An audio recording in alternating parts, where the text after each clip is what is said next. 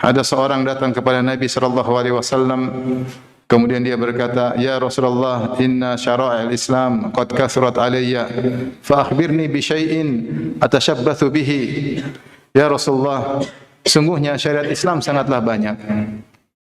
Yaitu dia mengeluhkan dia tidak bisa menjalankan seluruh syariat Islam, terlalu banyak ibadah dengan berbagai macam modelnya, dan dia tidak mampu untuk menjalankan semuanya.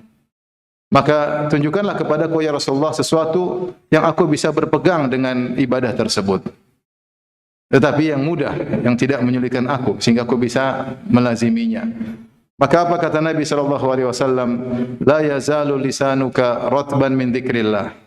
Hendaknya lisanmu senantiasa basah untuk berzikir kepada Allah Subhanahu wa taala. Rasulullah SAW tunjukkan kepada dia tentang suatu ibadah yang ringan namun pahalanya besar.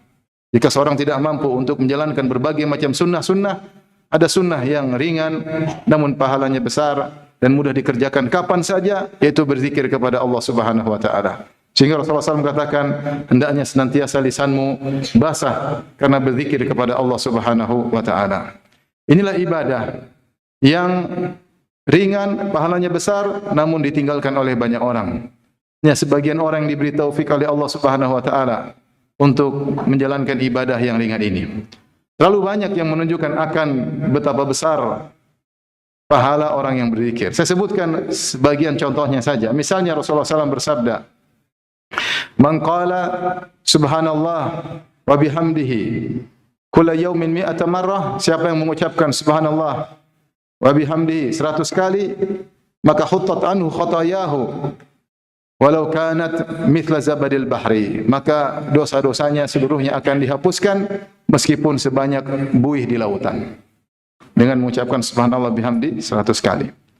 Contohnya di antaranya Rasulullah SAW mengatakan, "Man qala la ilaha illallah dahu la syarikalah, lahul mulku wa lahul hamdu wa huwa ala kulli syai'in qadir." Siapa yang mengucapkan ini ya 100 kali, mi'at marrah, maka apa pahalanya? Ka'idli asyrai riqab, seperti memerdekakan 10 budak. Kita tahu bahwasanya memerdekakan budak zaman dahulu bukan ibadah yang mudah, karena membeli budak mahal, apalagi 10 orang budak dibeli kemudian dimerdekakan. Dan jika seorang budak dimerdekakan, maka sang yang memerdekakan akan dimerdekakan dari neraka jahanam. Apalagi seperti 10 orang budak. Dengan mengucapkan la ilaha illallah dahu la syarikalah, lahul mulku wa lahul hamdu wa ala kulli syai'in qadir 100 kali. Kemudian juga kutibat lahu mi'at hasanah, dicatat baginya 100 kebaikan. Wa huttat anhu mi'at sayyi'ah, dan dihapuskan darinya 100 dosa. Wa kanat lahu hirsan, dan akan menjadi pelindungnya dari syaitan di hari tersebut sampai sore hari.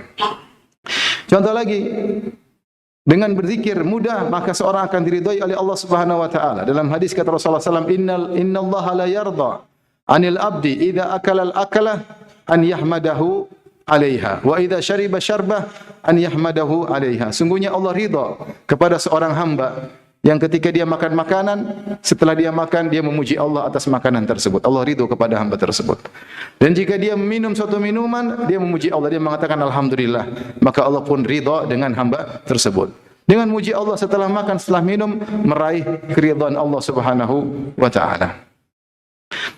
Kemudian juga misalnya Rasulullah SAW mengatakan, siapa yang mengucapkan subhanallah al-azim wa bihamdihi gurisat lahu nakhlatun fil jannah. Siapa yang mengucapkan subhanallahil azim wa bihamdihi, maka akan ditanamkan bagi dia korma di surga.